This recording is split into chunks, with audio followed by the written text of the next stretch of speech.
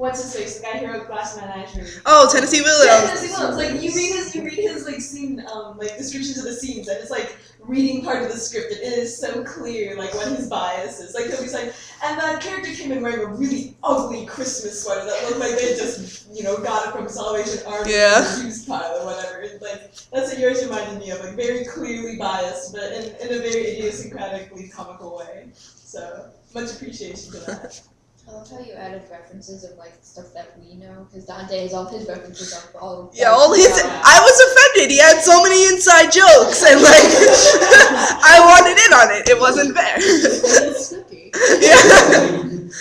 I think we're just kind of like from the Matrix, sort of. Oh, definitely. I was going a little bit Neo. Yeah, just a little bit. It was really fun, and you could see it being. I loved just like Kersia's left me with the image of the Greyhound bus. The DMV waiting room. It was a great waiting room. I think that's a horrible place to be stuck in. Exactly. So that's what I mean. It's the perfect horrible place. Like if we were thinking of the place that would make us the least.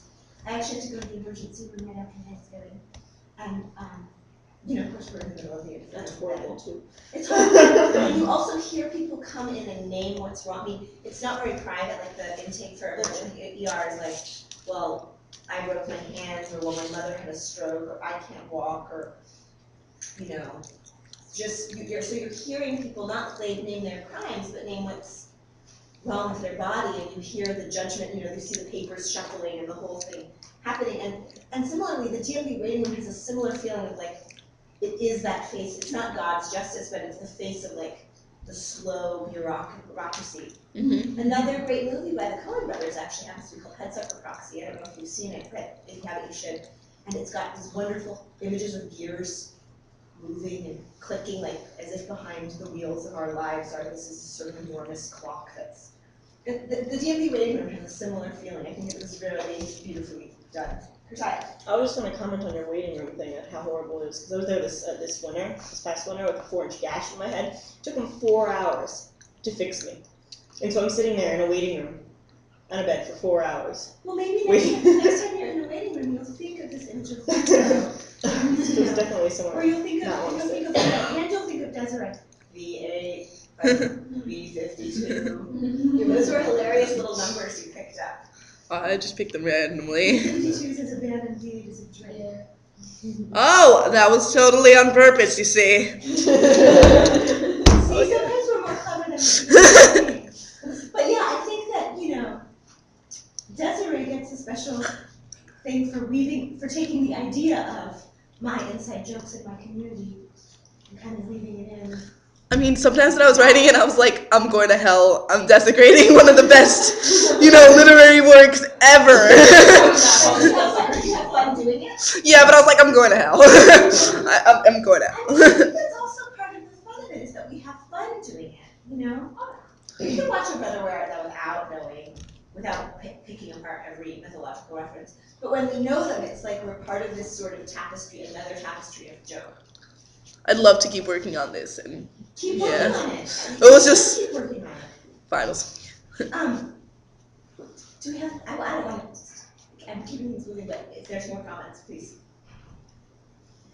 Should we I do- just think you should keep working, and I want to later. Cool. So you should Yeah, definitely you should- finish this up. And then give it to the rest of us.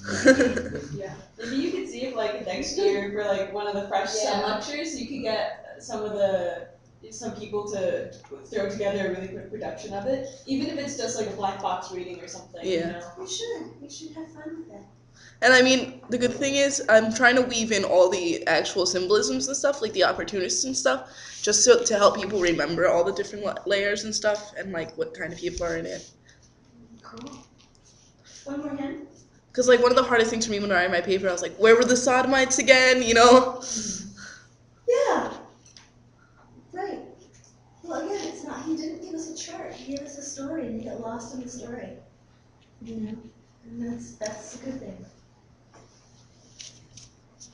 I'm just curious, what made you just use Oompa Loompa and Willy Wonka? I don't know, it just kind of happened. I was just because I had to modernize this demon and this river, and I don't know, From the original Willy Wonka, you know when he puts everyone in the boat and then they're all on acid and they're going really fast and like there's like acid trip imagery around and he's like, we're going down the river or whatever he's singing and it's like everyone's like, ah. That was like one of the scariest part of my Did you see the childhood. Gene Hackman one from the 70s? Because that's actually Gene Wilder one? Gene Wilder one. Yeah, that's one that I'm You're referencing. not thinking of the Gene Wilder. No, I don't like the modern one, Well, but the okay, Gene Wilder one hold was on. scary. What about the moment where he takes them into his factory and roasts them on a boat? Yeah. I mean, where do you think that was coming from originally? I don't know. I guess maybe you could see Willy Wonka as hell. Well, Because there's a glutton. No, there's a glutton. And There's they go deeper and deeper, and eventually they shoot at the roof. and each one has a sin. You know, there's the glutton. There's the greedy. well, yeah. so actually, there you have that book by Roald Dahl. Roald Dahl is very, very well classically trained and very well read author. And he writes these wonderful children's books, and they're all very disguised and they're kind of goofy. Yeah, I think we're almost about the witches and the mice. They're so goofy. Roald Dahl books. I didn't see the movie, I read the book. The BFG, BFG, exactly. Oh man. But Desiree, you didn't just like the Roman church saints. You know that the scientists look like apostles who look like Roman church saints. Willy Wonka is already that shape is very, very much like a Roman shape. So the fact that you like modernized it by borrowing Willy Wonka, I think Willy Wonka was already borrowing Dante. So it's, you're just going tit for tat. And that back and forth sometimes when those shapes, when we're talking about syncretic realities, we can see, I mean, we've been talking all semester about how shapes blend into other shapes, and they partly do just through just being exchanged that way. It's not a Virginian simile, it's a different kind of exchange, but that was in your mind for a reason.